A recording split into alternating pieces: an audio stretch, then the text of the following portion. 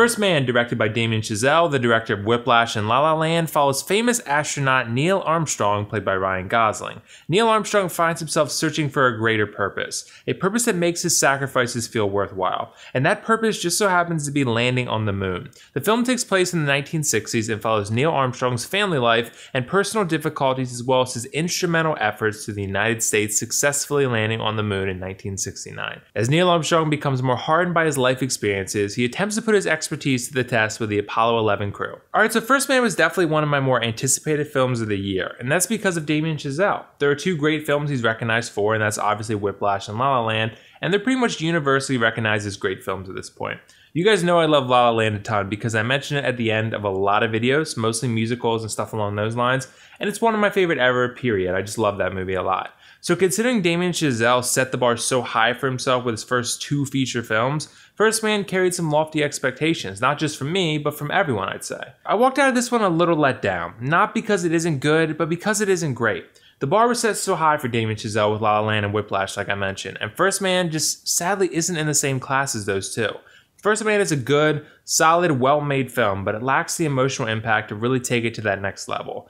I was never bored with this movie, but I found myself somewhat uninterested in the characters that inhabit it. Ryan Gosling does a really nice job as Neil Armstrong, and he adds a lot of complexity to the character through his performance. He portrays a man that has way more emotional baggage than most from a general audience would likely expect from Neil Armstrong, this historical figure. First Man really does focus quite a bit on the personal life of Neil Armstrong, and how his experiences shaped him into the iconic astronaut he would eventually become that we all know. There's a very concerted effort to depict that he was a man with flaws, that he's not always the picture-perfect hero of sorts. And Ryan Gosling really does play the character with a subtle complexity to him. And I'm really starting to enjoy Ryan Gosling in leading roles like these where he can be more subtle and more nuanced because they seem to fit his style of acting pretty well. Claire Foy is another major standout here. I haven't seen The Crown yet, but I did watch Unsane and I was very impressed with her there, and I was equally impressed with her this time around. She plays Neil Armstrong's wife Janet, and she does so very charismatically. She's the perfect balance to Neil, and she's strong and consistent when he's weak and aloof. There's a couple scenes in particular where I was really floored with how she just stole the show. She's definitely an Oscar contender for Best Supporting Actress because of how compelling she made her character through her dynamic performance. For a character that has a bit of a background role, she really does a lot to ensure that her work doesn't go unnoticed. Something that's going to be hit or miss for people is how the film's shot. There's a lot of handheld, a lot of shaky cam, and that was honestly fine with me because this specific film, it felt like a realistic, lifelike look at Neil Armstrong as a person. It felt like I was there as a viewer witnessing him go through his life difficulties and the stresses of his career. Not to mention that the visual effects are really cool as well. There's of course, some space stuff and some astronaut stuff going on in this one, and they do a nice job making it feel adventurous. The space aspects feel and look real, which is very important for a film like this considering they're going to space. They pull off a lot of this stuff fairly well when it does happen. It doesn't happen a lot, but it does sometimes, and when it does, it's very good. There is a reason it doesn't happen a lot though, and that's because everything is leading up to the Apollo 11 moon landing mission. The rest of the film is just spent watching NASA fail a lot and Neil Armstrong going through a rough time with his family.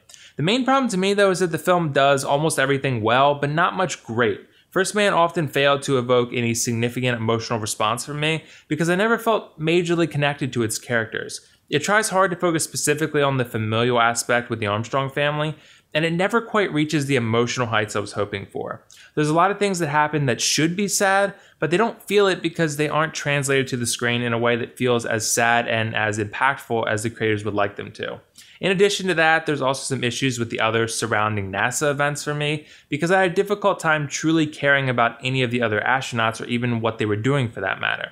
There's a lot of testing and experimenting, and people die who you have no connection to, and it affects Neil and the viewers asked to care, but there's just not any reason for us to. We don't know these characters well, and we hardly even see their relationship with Neil, so it's just difficult to ascertain why it's such a devastating break for him. That said, there's a great third act that brings things full circle, and of course ends as memorably as you'd expect. Considering this film is about the moon landing, and we all for the most part know what happened with that, probably at least, you know what's going to happen. But how we actually get there is the fun part. When First Man actually launches into space, it's a very fun time, and it's really cool to look at. The problem is, as I've mentioned, it doesn't do space all that much. The third act, though, is all about space, and it does provide a satisfying conclusion to the mission and to the characters' journeys. It balanced well between the mission and the importance of it succeeding for the nation, and also Neil Armstrong and his family life and the importance of him returning home safely to his wife and kids.